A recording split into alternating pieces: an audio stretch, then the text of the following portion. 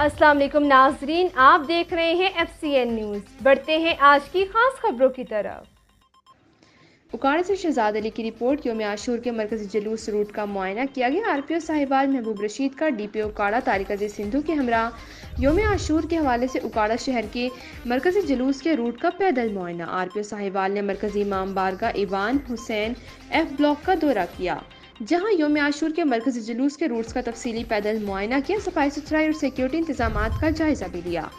इस मौके पर सूबाई वजीर ज़राअत लाइव स्टॉक पंजाब सैयद आशिक हुसैन करमानी, मेंबर सूबाई असम्बली मियाँ मोहम्मद मुनीर, अंजुमन ताजरान के सदर शेख मोहम्मद रियाज, जनरल सेक्रेटरी अब्दुल वहीद भुल्लर और अहदेदारान, मुंतज़मीन, मरकज़ी जुलूस मेंबरान, अमन कमेटी भी इनके हमरा थे।